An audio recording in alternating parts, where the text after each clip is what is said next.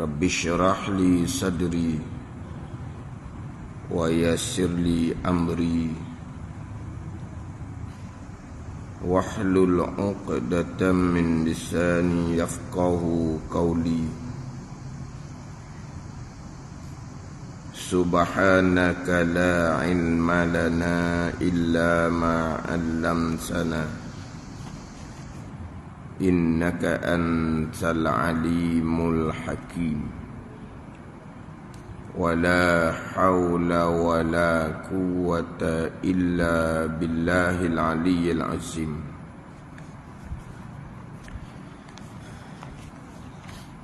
Kitab Bidayatul Hidayah, muka surat 20, baris yang keempat daripada bawah. Baris yang keempat daripada bawah.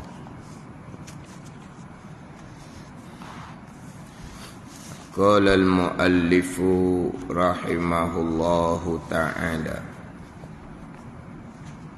wa nafa'ana bi'ulumihi amin. Apabila engkau ketahui yang demikian itu, apabila engkau ketahui yang demikian itu, yang demikian takrir yang tersebut pada kata musannifnya terdahulu, bermula kenyataan yang demikian itu. Bermula kenyataan yang demikian itu naik baik naik kepada tengah muka surat. Tengah muka surat tu. Baris yang ke 18 daripada atas dalam kurungan. Bermula kenyataan yang demikian itu, yang demikian melazimkan Allah Ta'ala lemah tu. Panjang tu, yang demikian itu. Apabila engkau ketahui yang demikian itu, yang demikian takrir yang tersebut pada kata musannif, bermula kenyataan yang demikian itu bahawasanya telah terdahulu wajib umum ta'alluq kudrah Allah, maka tak dapat tiada daripada lemah keduanya kedua Tuhan. Lemah keduanya kedua Tuhan. Lemah keduanya kedua Tuhan ni, jika kita fardukan fardu takdir ni, tiada diperoleh dengan dua kudrah itu. Satu. Dan tak dapat tiada itu atau pada tiada diperoleh dengan dua kudrah itu. Maka tak dapat tiada lemah keduanya jika kita fardu takdir. Tak dapat tiada lemah salah satu dari kedua. Dan tak dapat tiada ni atau pada kata, maka tak dapat tiada daripada lemah keduanya. Lemah kedua Tuhan ni jika kita fardukan tiada diperolehkan dengan dua kudrah itu. Dan tak dapat tiada daripada lemah salah suatu dari keduanya. Jika kita fardukan diperoleh dengan satu kudrah, tiada diperoleh dengan kudrah taulamnya, dan melazimkan daripada lemah salah satu dari dua Tuhan itu, lemah pula taulamnya, kerana bahawasanya taulam tu lemah seperti salah satu dari dua Tuhan pada ketuhanan. Ini ayat kitab lah. Maka apabila engkau ketahui yang demikian itu, Yang demikian ni nak kembali pada bawah ni pun tak apa. Yang demikian itu, yang demikian melazimkan tiada diperoleh akan suatu daripada kedua-dua Tuhan. Bagi ni kerana barang yang padanya daripada menghasilkan sudah hasil, atau kerana bekah yang satu, dua yang memberi bekah akan dia. Maka tak dapat tiada daripada lemah keduanya jika kita fardukan tiada diperoleh dengan dua kudrah itu. Sekarang bicara panjang dalil sifat wahdaniyah Allah Subhanahu wa taala. Ni dalil panjang ni, dalil terperinci. Dalil panjang, dalil terperinci fardu kifayah. Kalau dalil hak fardu ainnya ringkas sahaja. Apakah dalil Allah Subhanahu wa taala bersifat dengan sifat wahdaniyah? Dalilnya ada alam ini atau ringkas.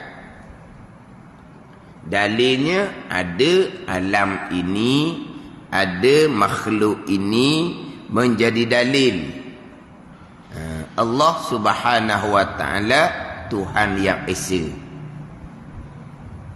tidak berbilang pada zat, sifat dan perbuatan. Dalilnya ada makhluk ni lah. Kenapa kalau dua Tuhan fardu takdir jadi lemah kedua-dua Tuhan ni? Lemah ku jalan mana? Tu nak hurah panjang, itulah fardu kifayah. Dalil ringkas sebab wajib berdalil. Aqaidul iman yang 50 wajib berdalil. Jadi sekarang ni dalil yang pertama, kita berpegang Allah Tuhan yang bersifat dengan sifat wahdaniyah. Kemudian itu pegangan yang kedua, kita berpegang Allah Subhanahu wa taala tidak berbilang. Ini dua pegangan. Apakah dalil? Dalil ada dua. Satu dalil ijmali, dalil secara kasar, secara borong, secara ringkaslah. Satu lagi dia panggil dalil tafsili, dalil secara terperinci. Yang mana hak pembicaraan sifat 20 ni dia wajib kena tafsil. Satu-satu sifat wajib bicara dengan tafsil, dengan terperinci. Sebab kita berpegang akan sifat Allah dua jalan juga. Yang pertama jalan ijmal, yang kedua jalan tafsil. Kita ijmal dengan tafsil ni jangan lupalah, satu ijmal, satu tafsil. Itu sudah. Satu auto dalam.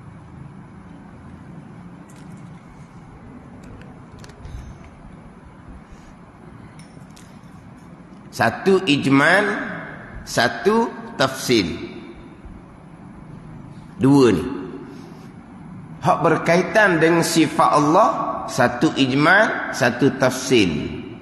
Wajib berdalil, satu ijmal, satu tafsil. Ijmal ni kasar, ringkas. Tafsir ni perinci satu-satu.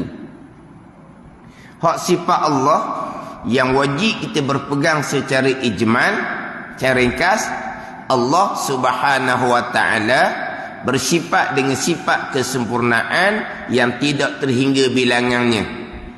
Maha suci Allah daripada sifat kekurangan yang tidak terhingga bilangannya. Itu cara ijmal. Dalilnya ada makhluk ini. Itu secara ijmal. Sudah.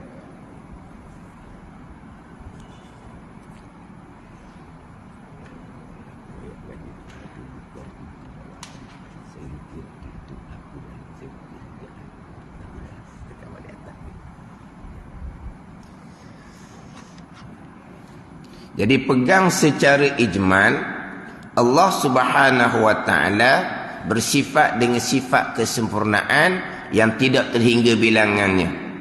Maha suci Allah daripada sifat kekurangan yang tidak terhingga bilangannya. Dalilnya ada makhluk ini.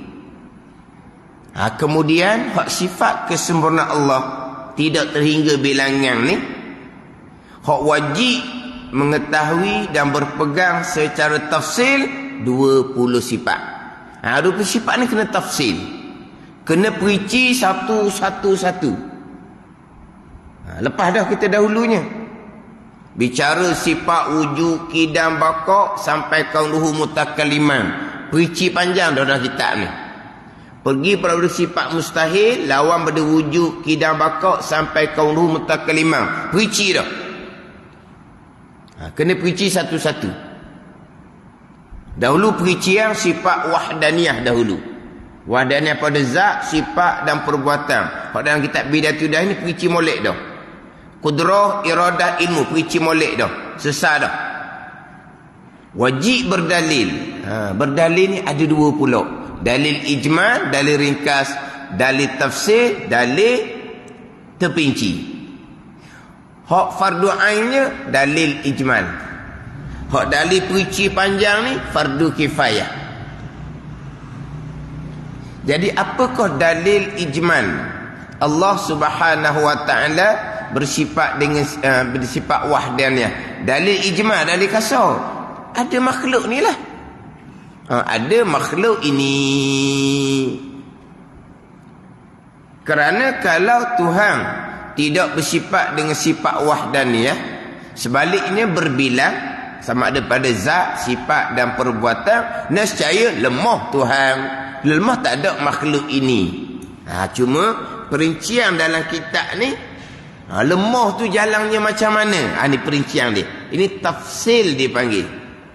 Dalil cara tafsir fardu kifayah. Tapi walaupun dalil ini fardu kifayah, tetapi dia sudah masuk kepada pembicaraan kita dahulu secara tafsil sifat wahdaniyah Allah Subhanahu wa taala, sifat kudrah iradah Allah. Walaupun ini dalil bagi sifat wahdaniyah. Sebab dalil bagi sifat wahdaniyah ni sama dengan dalil sifat yang ketujuh, sifat kudrah nanti. Sebab apa? Sebab kalau Allah tidak bersifat dengan sifat wahdaniyah, sebaliknya bersifat dengan berbilang, maka tak ada makhluk ini kerana Allah lemah. Makhluk ni ada depan mata kita ni, maka ini dalil Allah bersifat dengan wahdaniyah pada zat, sifat dan perbuatan. Jadi apabila pergi kepada dalil wahdaniyah ni, pergi kepada tiada diperoleh akan suatu daripada alam kerana Allah lemah. Kalau gitu, tu bukan dalil wahdaniyah, tu dalil kudrah. Tu dia perinci ya. Dia perinci panjang. Perincian ni fardu kifayah.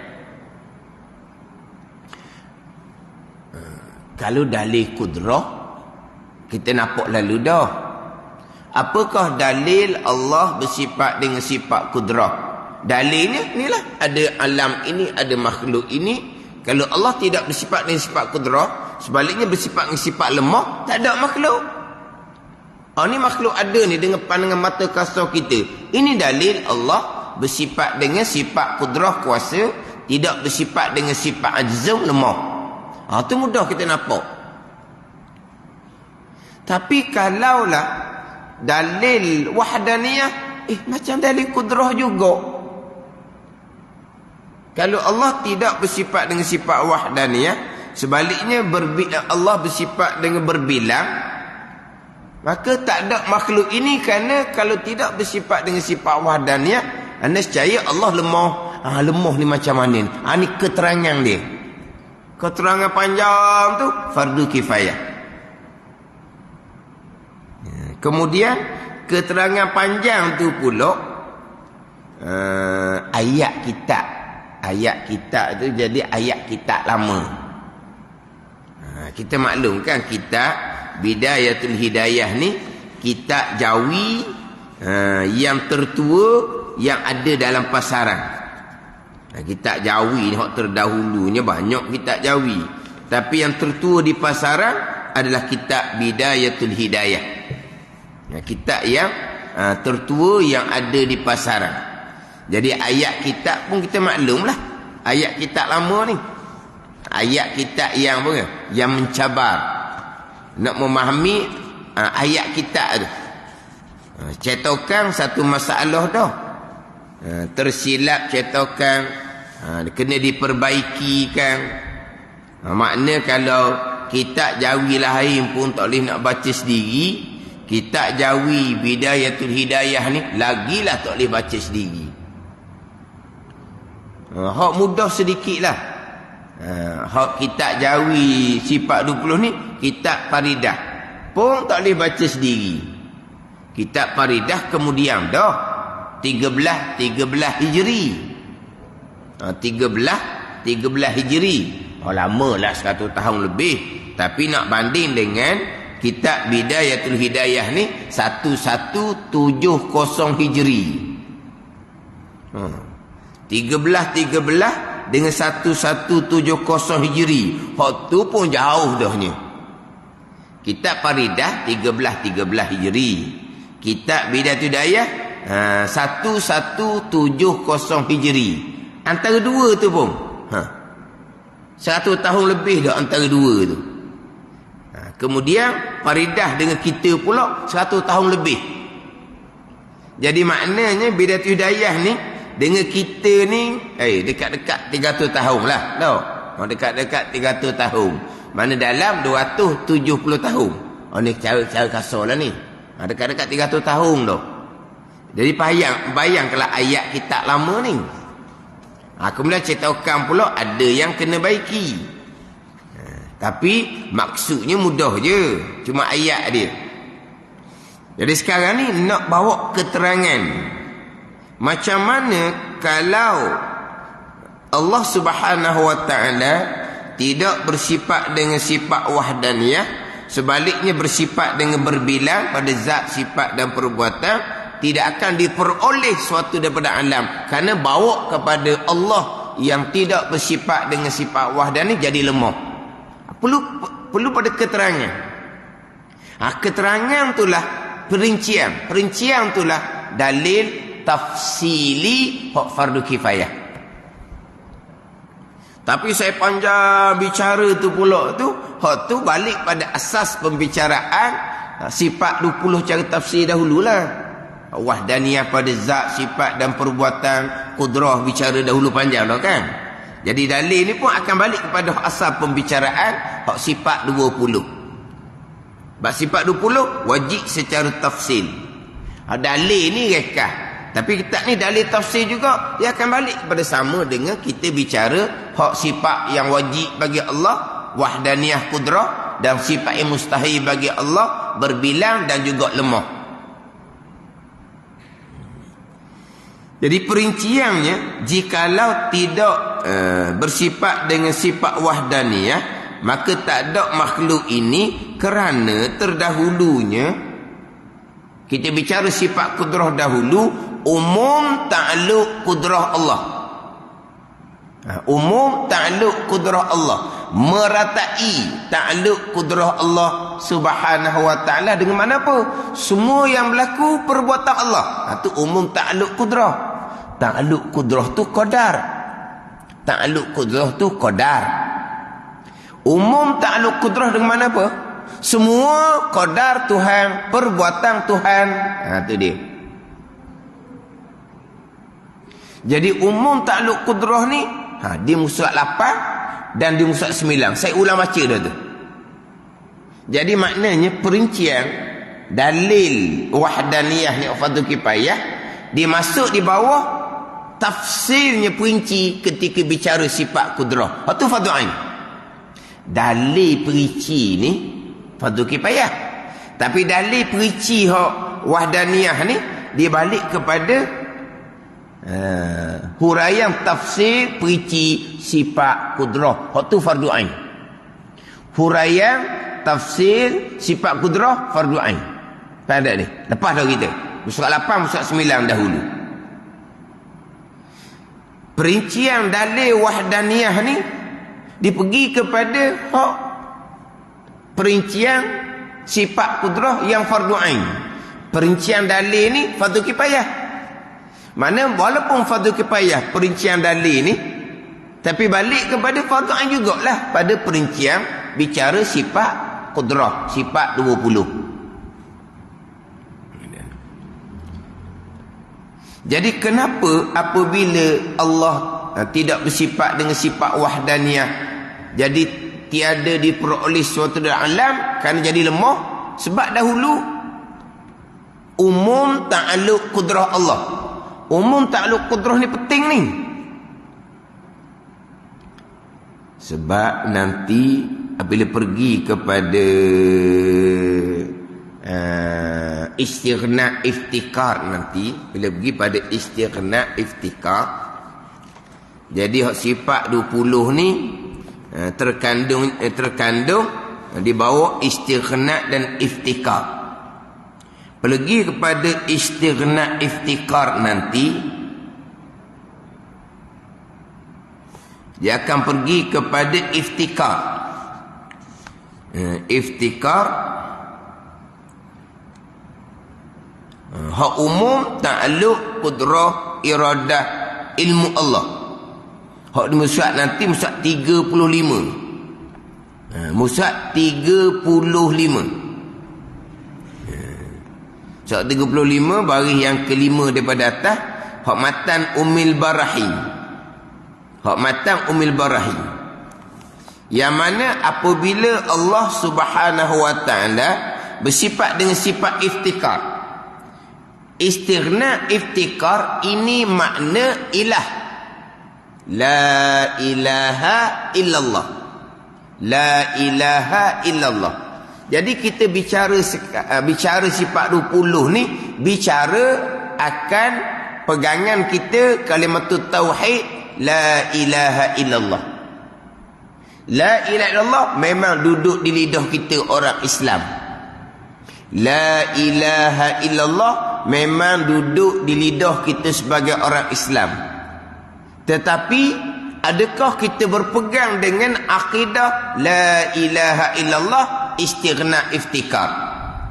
Ni bicara bab iman. La ilaha illallah di lidah itu bahagian zahir saja. Tapi bahagian zahir pun selebih berzikir tu la ilaha illallah tu. Orang akhir kalam la ilaha illallah nescaya akan masuk syurga tu. La ilaha illallah tu adalah anak kunci syurga. Hak Nabi sebut belakang ni. Tanda ni. Tapi la ilaha illallah manakah selebih-lebih zikir? La ilaha illallah manakah akhir kalamnya akan dapat masuk syurga? La ilaha illallah manakah yang menjadi anak kunci syurga? La ilaha illallah di lidah serta di akidah. Hak ni orang sebut kalimah la ilaha illallah ni. Nak bawa kalimah la ilaha illallah ni. Tapi nak bawa kalimah la ilaha illallah bukan nak bawa di lidah saja, nak bawa sampai ke hati. Nak bawa sampai ke hati. Di lidah zahirnya orang Islam ada 2 kalimah syahadah di lidah. Bila ada 2 kalimah syahadah akan dapat balasan syurga. 2 kalimah syahadah mana yang dapat balasan syurga? 2 kalimah syahadah yang ada aqaidul iman yang 50. Sebab aqaidul iman yang 50 tu masuk di bawah 2 kalimah syahadah hak zahir serta dengan hak akidahnya aqaidul iman yang 50. Barulah 2 kalimah syahadah ni lah yang dibalaskan dengan syurga. Bukan hanya 2 kalimah syahadah pada zahir sebagai orang Islam, tapi tanpa aqaidul iman yang 50 tak ada nilai. Jadi 2 kalimah syahadah tu hanya bernilai, berfaedah kehidupan dunia. Orang yang ada 2 kalimah syahadah ni selamat hidup atas dunia. Harta benda dia selamat, nyawa dia selamat atas dunia. Orang yang ada 2 kalimah syahadah boleh berkeluarga dengan dia, boleh pusaka mempusakai dengan dia, Kehidupannya dihormati, mati pun dihormati. Jenazahnya disempurnakan dengan mandi lagi, kapang lagi, semayang lagi, di kuburan orang Islam. Bukan letak ngata-ngata. Ini mulianya orang yang ada 2 kalimah syahadah. Dapat kemuliaan faedah atas dunia. Tapi kalau 2 kalimah syahadah ni untuk janjang syurga, 2 kalimah syahadah serta aqaidul iman yang 50. Kita pergi kepada la ilaha illallah. La ilaha illallah mana kau dapat kelebihan-kelebihan. La ilallah serta dengan berpegang akan istighna dan iftikar. Mana istighna iftikar? Istighna iftikar sifat 20 tu lah. Istighna iftikar tu makna kepada ilah. La ilaha illallah. Dia akan perici nanti. Ilah ni al-ma'budu bihaqqin. Yang disembah dengan sebenar itu ilah. Manakah al-ma'budu bihaqqin? Tuhan manakah yang disembah dengan sebenar? Tuhan yang bersifat dengan istighna dan iftikar. Tuhan yang bersifat dengan istighna dan iftikar. Surat 35 maksud dia iftikar. Apabila Allah Subhanahu wa taala ilah yang bersifat dengan iftikar, mewajibkan bagi Allah taala sifat hayah dan umum kudrah iradah ilmu. Ni umum kudrah iradah ilmu. Umum ta'alluq kudrah iradah ilmu. Itu masuk di bawah iftikar. Masuk di bawah iftikar. Wajib Allah bersifat dengan sifat hayah dan umum kudrah iradah ilmu. Itu masuk di bawah iftikar. Itu pembicaraan di surat 35. Dalam matan Ummil Barahin.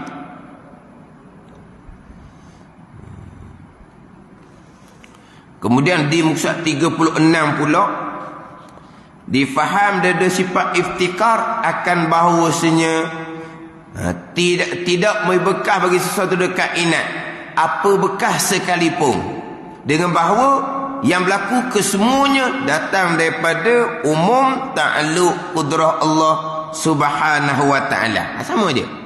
Apabila iftikar ni umum kudrah iradah ilmu, kita fokus pada umum ta'alluq kudrah dengan bahawa kesemua yang berlaku datang daripada perbuatan Allah yang bersifat kudrah, maka dipaham dari iftikar ni akan bahawasanya tiada memberi bekas bagi sesuatu dekat kainat pada barang bekas ada ia.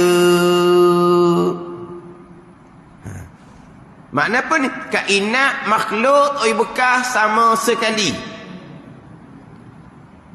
Sama tak dengan umum ta'alluq kudrah dengan kainat makhluk bekas sama sekali. Yang kedua-dua ni masuk di bawah iftikar. Umum ta'alluq kudrah masuk di iftikar. Difaham dari iftikar kainat makhluk bekas sama sekali. Ni kita ni bagi 2 ayat sini. Iftikar ni makna kepada ilah, sembahan yang sebenar.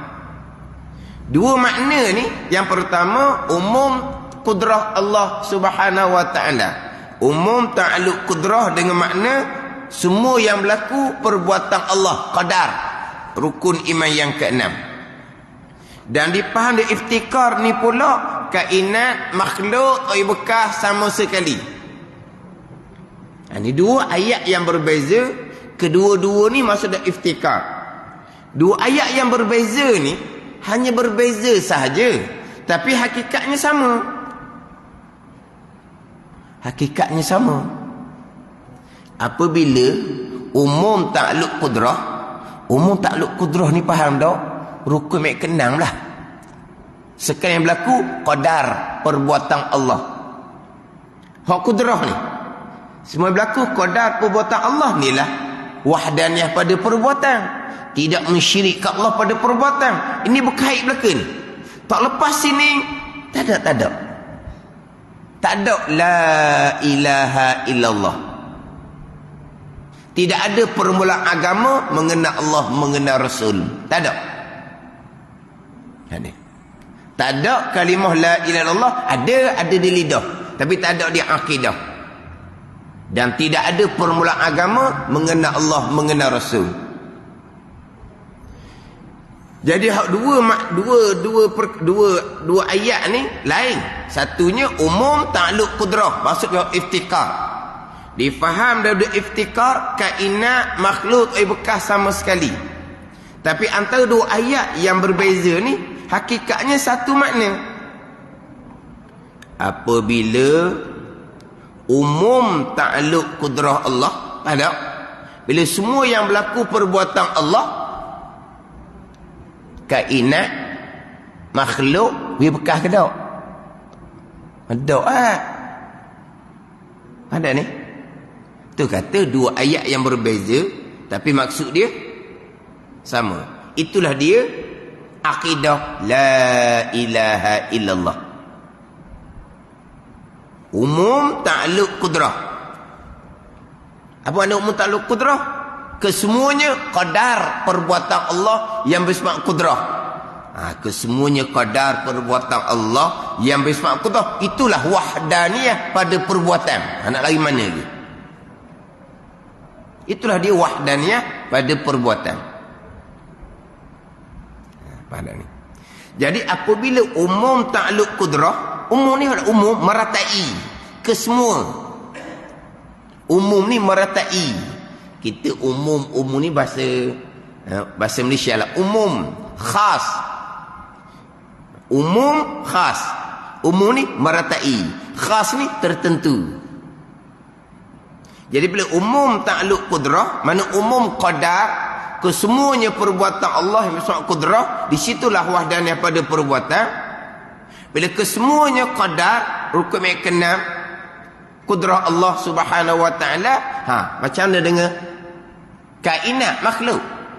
Bila umum takluk kudrah, yang berlaku ni kesemua perbuatan Allah, sebab Allah juga sebagai khalik yang menjadikan. Lepas tu kainat, makhluk, tak bekas sama sekali. Sama. Betul lah umum takluk kudrah, kesemuanya perbuatan Allah yang bersifat kudrah. Tapi dah makhluk takkanlah tak ada beri bekas apa-apa. Kalau makhluk beri bekas juga, tak umumlah takluk kudrah.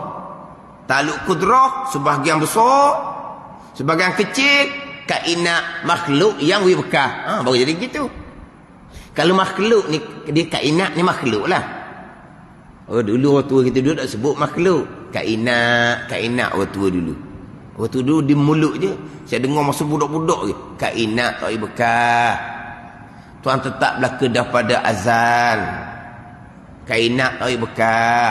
Kita ni kena reda, kena sabar, kena terima. Sebab Tuhan tetap berlaku daripada azal. Yang berlaku ni semua Tuhan berlaku. Kainat tak boleh bekas. Ni.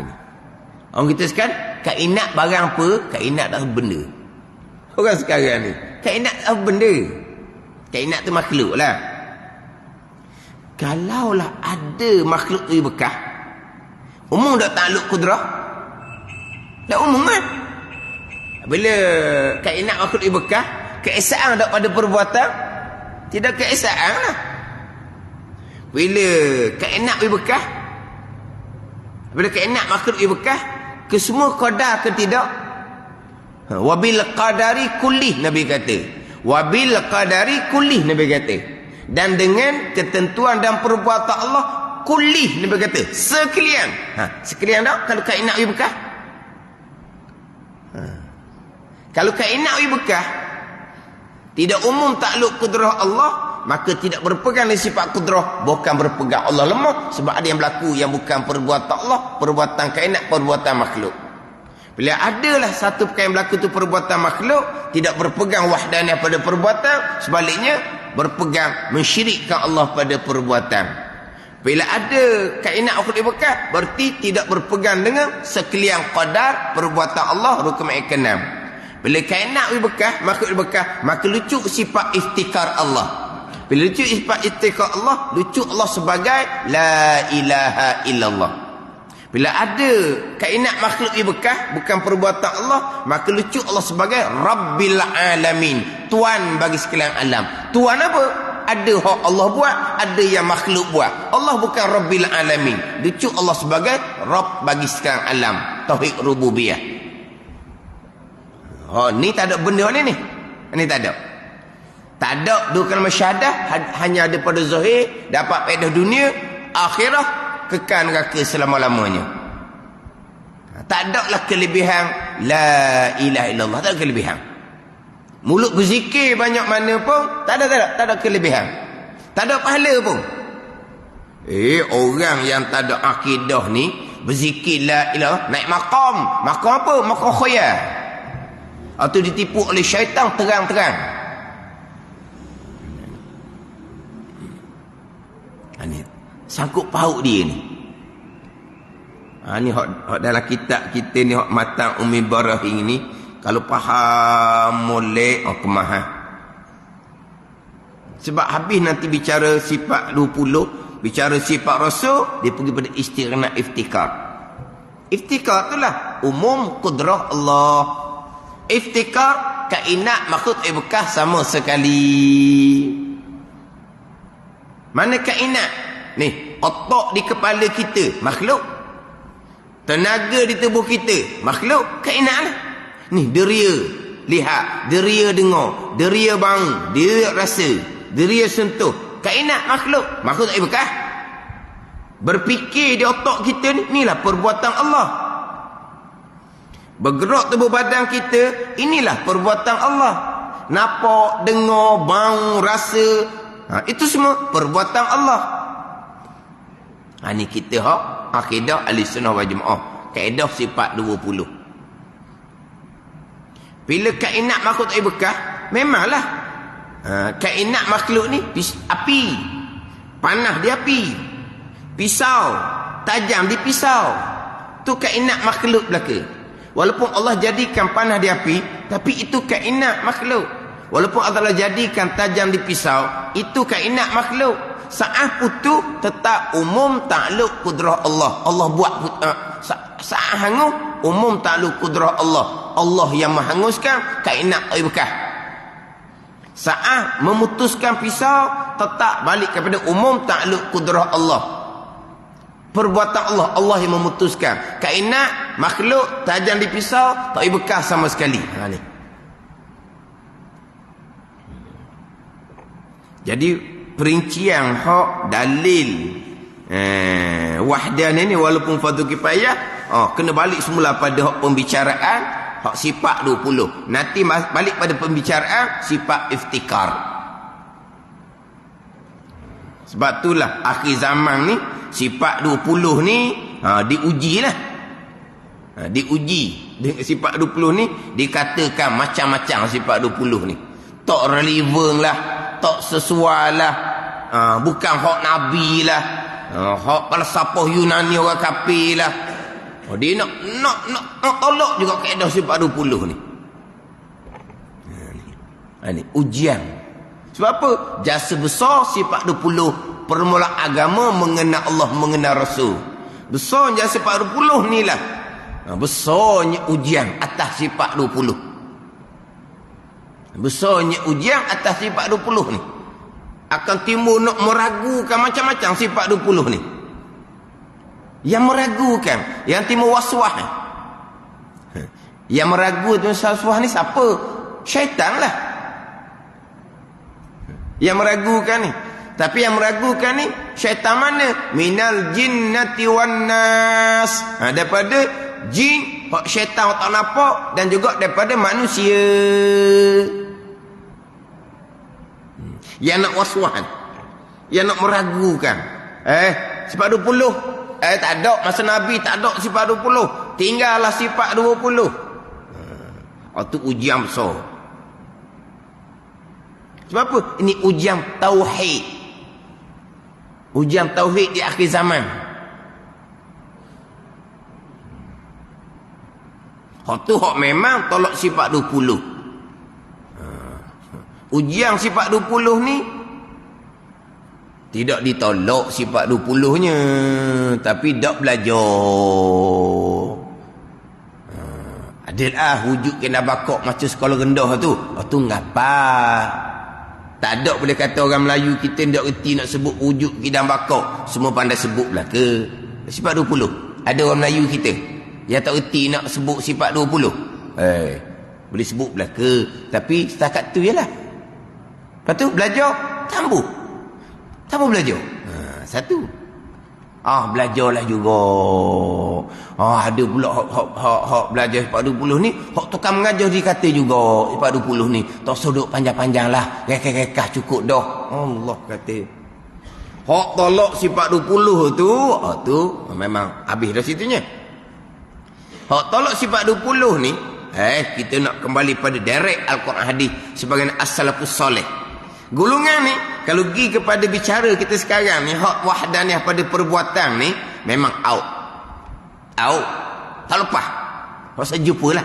Setakat saya jumpa, ceritalah tinggi mana kelulusan dia sekalipun, doktor tinggi mana pun, kalau pergi pada wahdaniyah pada perbuatan, nak pergi kepada umum takluk kudrah Allah, nak pergi kepada qada dan qadar, ke laut. Tak lepas. Ni. Jadi fitnah hak tolak 40 ni, dia nak tolak hak tauhid kita ni lah. Tauhid Ahlussunnah wal Jamaah ni. Hak dak tolak tapi tak belajar. Belajar dahnya. Berkitab dah. Yang tukang mengajar pula. Sifat 20 ni tak payahlah kita nak menghalusi. Rekah-rekah sudahlah. Rekah pula dah. Rekah-rekah. Bayangkan saya pernah dengar hari Jumaat, sebelum Jumaat, kitab Hidayatus Salikin. Dibaca kitab Hidayatus Salikin, di situ cerita bab fardu ain tauhid fiqh tasawuf. Jadi fardu ain tauhid ni disebutlah hak berkaitan dengan sifat ni, sifat nafsiyah, salbiyah, apa semua dibicara sifat 20 lah. Mana kalau kita sebut kau. Hak fardu ain hak daripada ilmu tauhid. Tiba-tiba dihura, hak sifat 20 ni rekah cukup dah, terlepas dah fardu ain rekah. Rekah ijma' rekah. Ijma' rekah ni dalil sifat 20. Bukan sifat 20, sifat 20 wajib kena tafsil. Ya tu kan ceramah ni pula baca kitab Hidayatus Salikin. Kitab Jawi lama tu. Hidayatus Salikin tu Syekh Abdul Samad Al-Falimbani. Syekh Abdul Samad Al-Falimbani murid kepada ni kitab kita ni. Kitab kita ni Syekh Muhammad Zain. Syekh Muhammad Zain ni guru kepada Syekh Abdul Samad Al-Falimbani.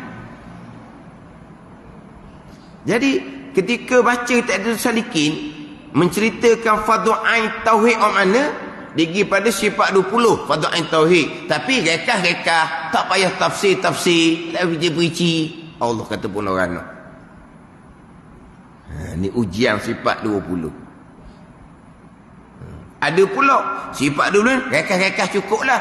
Kemudian macam mana? Zikir tariqah sifat 20 akan meresap ke dalam hati. Hak tu pesen hak zikir tariqah tanpa syariat apa panggil? Tapi golongan ni agung sifat 20, angkat sifat 20. Kalau orang kata kepada sifat 20, dialah kehadapan akan lawan. Tapi sifat 20-nya hafal-hafal rekah-rekah. Lepas tu macam mana? Berzikir tariqah sifat 20 akan masuk dalam hati. Tu bukan. Ni ujiannya sifat 20. Ujiannya sifat 20. Hak tolak satu, hak tak belajar setakat ngapa wujud kedang bakok budak-budak tu adalah orang Melayu semua ada belaka waktu tu. Hak belajar tapi digi kok tu pula rekah-rekah. Mana apa tu? Yang mengajar tu tidak mahir, tidak berguru sifat 20. Dan kitab kita jangan lupa muka 4 dah. Muka 4 haram belajar ilmu usuluddin dengan guru yang tidak berguru dan guru yang tidak mahir. Muka 6. Muka 6 dalam kitab Aqidatun Najim muka 12. Haram belajar ilmu usulul guru yang tidak bukan tidak mahir. Hak si 40 wajib kena tafsir tu rekah-rekah. Dalil 40 tu rekah. Sebab tu wajib tafsir. Tapi dalil tafsir ni pun gimana dalil tafsir kita baca sekarang ni? Balik kepada hak sifat 20 hak tafsir lah juga, walaupun dalil ni dalil tafsir fardu kifayah.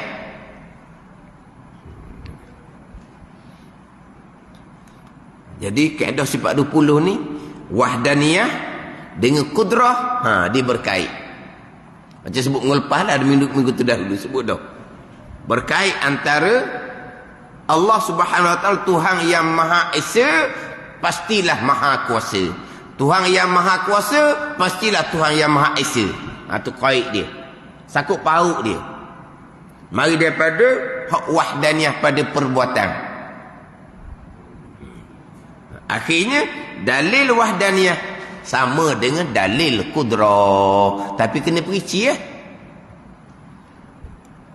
Sebab kenapa pula dalil wahdaniyah sama dengan dalil kudrah? Dalil kudrah senanglah. Apa dalil kudrah? Dalil Allah sebab kudrah ada alam ini. Tu kita jelas.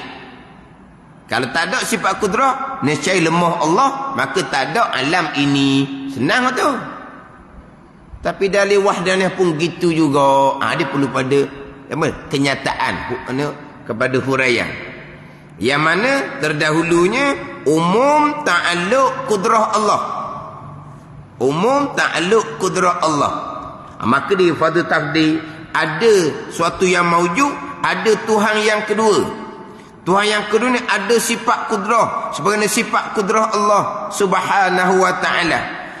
Apabila ada dua kudrah seumpama ni, bertakluk dua kudrah seumpama ni, maka tak ada sesuatu daripada makhluk, tak ada. Sebab dua-dua ni kuasa belaka. Nak jadi macam mana? Dalam kitab Al-Misbahul Munir, kalau dua-dua ada kuasa belaka, kuasa yang umum takluk belaka, berlawan ni buat, ni pecah, ni buat pula, ni pecah. Ada ni. Ada dua Tuhan, dua-dua Tuhan sama-sama ada kudrah masing-masing. Maka tak ada makhluk. Janganlah kira gitu, jangan kira berlawan. Kira bekerjasama lah. Bekerjasama. Bekerjasama macam mana? Nak buat satu benda sekaligus. Satu benda nak buat dua Tuhan. Lemah gitu. Kalau satu benda dua Tuhan buat, macam kita lah, satu benda dua orang akak. Kenapa satu benda dua orang akak? Kerana seorang lemah, tak larat akak, maka kena kongsi dua. Jadi kalau bekerjasama pula, berserta pula, maka jadi lemah lah. Ginilah bekerjasama bagi kerja lah. Bagi kerja macam mana? Allah Ta'ala buat langit, Tuhan yang kedua buat bumi. Lemah juga. Sebab Allah Ta'ala, bumi bukan hak dia. Tuhan yang kedua, bumi je hak dia. Langit bukan hak dia. Sebab langit tu hak Allah Ta'ala. Dua-dua lemah. Hal gitu kau. Dua-dua lemah tu tak ada alam. Tak ada makhluk. Makhluk ni ada. Ni dalil Allah Tuhan yang Esa, yang Maha Kuasa. Gitu je. Ni, dia nak perici pula lagi ni. Apabila engkau ketahui namakan itu, yang namakan makna kalaulah tidak esa pada, tidak Allah Ta'ala tidak bersifat dengan sifat wahdaniyah tu, maka tidak akan diperoleh daripada suatu dan alam kerana lemah tu. Itu cakap. Maka tak dapat tiada daripada lemah kedua-dua Tuhan. Lemah ni jika kita fardukan tiada diperoleh dengan dua kudrah itu. Dengan dua kudrah pada zat Allah, kudrah pada zat Tuhan yang kedua, tak boleh buat apa-apa. Sebab apa? Jadi berlawan ke macam mana ke? Atau tak dapat tiada daripada lemah salah satu dari keduanya. Jika kita fardukan diperoleh dengan satu kudrah, tiada dengan kudrah taulangnya. Kudrah taulang ni apa? Taulang, kalau kita taulang ni kawan. Taulang ni kan bukan kawan, taulang. Taulang ni regu dia lah. Lemah kedua-dua lah.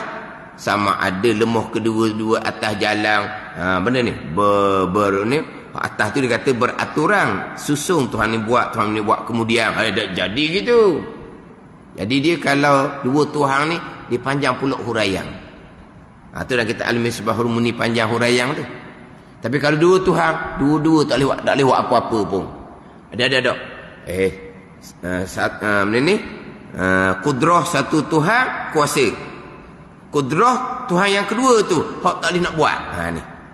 Jika kita fardukan diperoleh dengan satu kudrah. Mana diperoleh suatu yang mungkin ni dengan satu kudrah. Kudrah Allah Ta'ala lah.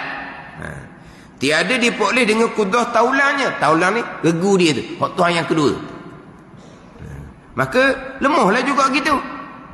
Kalau macam ginilah macam sebut tadi lah. Apabila di langit itu Allah Ta'ala yang buat. Kudrah Allah yang peroleh.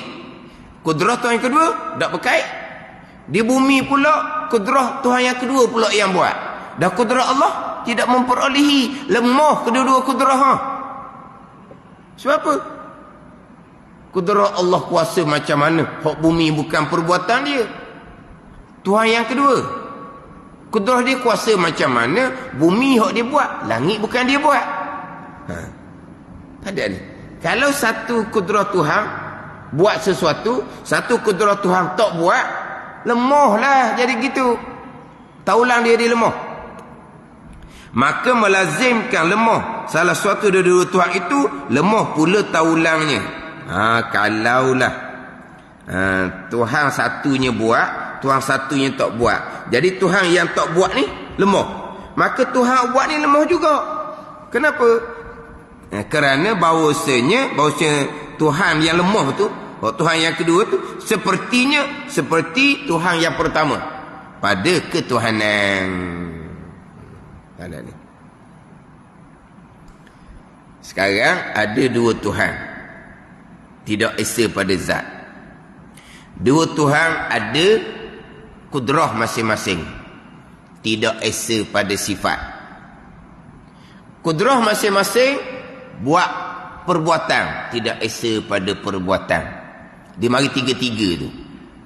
Ada dua Tuhan pada takdir Allah dan Tuhan yang kedua. Bila ada dua Tuhan berarti berbilang pada zat. Pada dua Tuhan ni di zat Allah ada kudrah yang maha kuasa, di zat Tuhan yang kedua ada kudrah yang maha kuasa. Berarti tidak esa pada sifat. Berbilang pada sifat lah. Di zat Allah sifat kudrah, di zat Tuhan yang kedua sifat kudrah. Sampai masa sifat kudrah Allah mengadakan, sampai masa sifat kudrah Tuhan kedua mengadakan. Tidak esa pada perbuatan pula. Tidak esa pada perbuatan. Kalau seumpama tu tak ada makhluk, ada seumpama tu tak ada makhluk. Ada ni. Sama ada kedua-dua kudrah tu lemah. Ada satu kudrah Tuhan yang kuasa, satunya lemah, menang hak ni. Maka yang lemah tu bukan Tuhan, maka Tuhan yang pertama pun bukan Tuhan juga, sebab dikatakan kedua-dua ni asalnya Tuhan. Di situ. Ini kalau dua Tuhan. Dua Tuhan ni orang Islam tak ada. Dua Tuhan orang Islam tak ada. Orang Islam pastilah Allah jua Tuhan. Orang Islam. Tiba-tiba orang Islam ni yang zahirnya ada dua kalimah syahadah, yang zahirnya sentiasa ucap la ilaha illallah, memang berpegang Allah Tuhan yang satu. Tiba-tiba Allah Tuhan yang satu, perbuatan Allah tidak satu.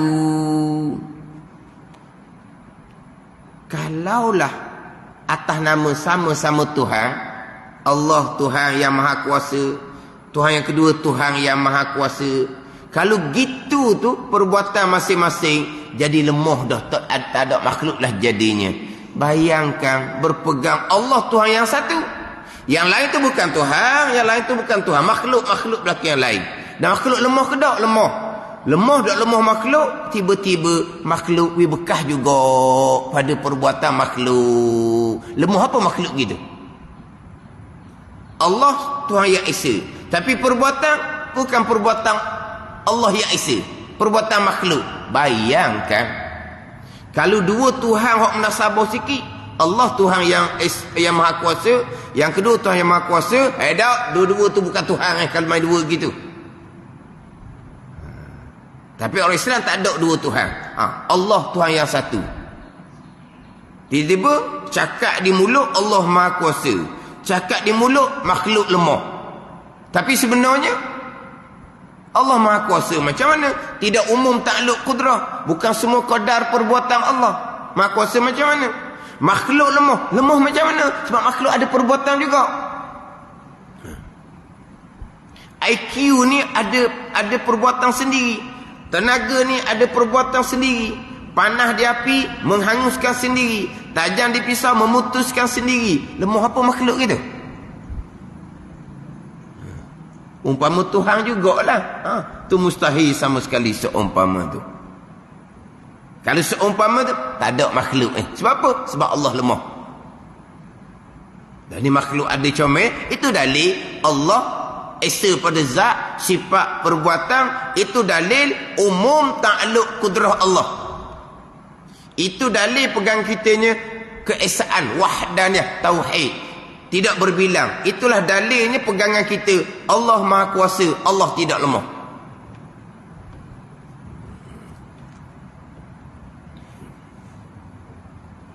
Cuba tengok molek. Di manakah keberkatannya sifat 20? Di manakah keberkatannya sifat 20? 1000 tahun lebih disusun oleh ulama-ulama muktabar, diterima oleh ribuan ulama-ulama muktabar yang lain. Hak kemudian timbul ceh ni, hak mengaku macam aling ni, hak nak tolak sifat 20, akhirnya pegangan macam mana? Sebab apa nak tolak sifat 20? Sebab dia nak pegang dengan akidah yang sesat. Ni berkatnya sifat 20, berjasanya sifat 20. Tapi yang gedut mulut je, sifat 20, sifat 20, sifat 20. Kosek je sifat 20, pelekeh je sifat 20. Cak nah. Okey. Cacang. Apa ni? Lawan. Cacang dak mengadak. Okey, cacang dah. Tegas ni mempertahankan keadaan sifat 20. Mereka yang tolak sifat 20 ni begini. Okeylah, tapi kamu belajar dak sifat 20. Kamu perhalusi dak sifat 20. Kamu peting dak sifat 20. Jadi cakap saja pula situnya. Atau kata fitnahnya fitnahnya kepada sifat 2 akhir zaman ni. Cuba tengok kok, tempat yang meriah-meriah, tempat yang goh-goh, dia punya program tu maknanya program yang besar-besar, banner yang besar-besar, aktif sungguh-sungguh. Tengok, malam bila ada sifat 20? Malam bila ada sifat 20? Boleh tengoklah. Ada sebulan sekali. Bulan kali dah 30 maghrib ya, 30 malam. Goh lah. Ambil import belanja besar-besar belaka, bukan yang kecil. Berbangga ni yang mengatur ni. Sebab lu duduk mana? Ni. Kita nak bicara bab iman, bab akidah, bab mengenal Allah, pemulaan agama, duduk mana? Ini tu fitnah akhir zaman. Sifat 20 pun hak tolak-tolak, hak terima-terima tapi tak cara.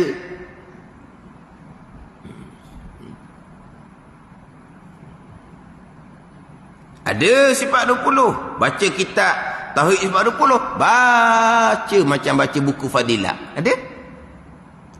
Minta Faridatul Faraid. Baca Faridatul Faraid. Baca. Dia kata baca macam baca buku fadilah. Maknanya akhir zaman ni kadang-kadang satu-satu bidang ilmu comel, mantap.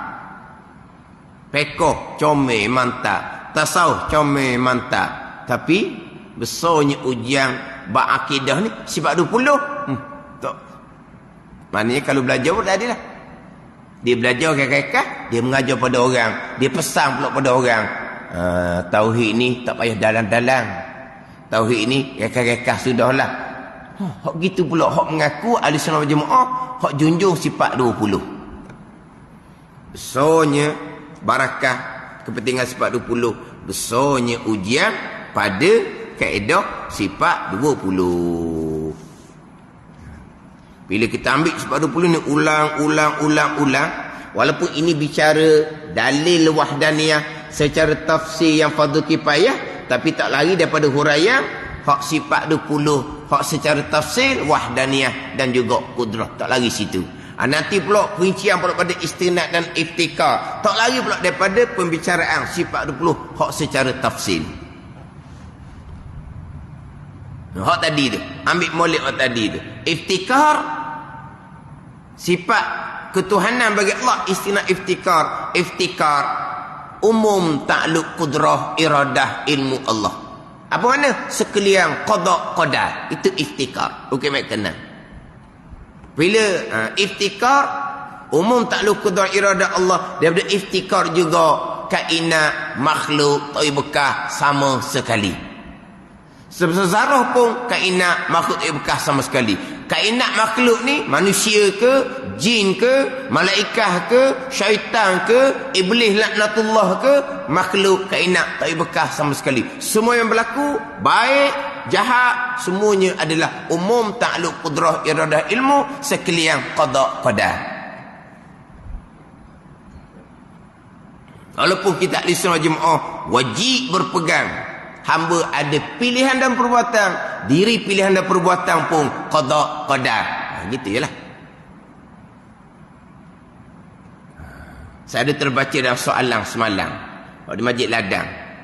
Jadi kalau Allah telah menentukan miskin, maka boleh tak kita berusaha untuk keluar dari kemiskinan? Allah qadakan kita miskin. Kerana Allah qadakan kita ni jadi berusaha. Jadi kita berusaha tu syariat zahir. Betul tak? Allah miskinnya kita, susahnya kehidupan keluarga, ni kena usaha ni, nak keluar dari kemiskinan ni. Itu syariat. Kita berusahalah keluar dari kemiskinan. Itu syariat. Kita usaha tu pun qada qadar. Alhamdulillah kehidupan jadi bertambah baik. Itulah qada qadar. Hak asalnya qada qadarnya miskin. Maka timbullah di hati keinsafan, timbul azam yang sungguh nak ubah nasib keluarga, timbul azam, itulah qada qadar. Dia pun berubah sikap, dia pun bersungguh-sungguh, itulah qada qadar. Sampai masa kehidupan dia meningkat, itulah qada qadar. Sudahlah, itu usaha tu, itu syariat. Kita dituntut berusaha dan kita wajib berpegang, hamba ada iktiar usaha, tapi iktiar usaha kita tetap qada dan qadar. Itu sahaja. Mana miskin qada qadar, sekarang ni berusaha qada qadar, kok depan alhamdulillah berjaya qada qadar.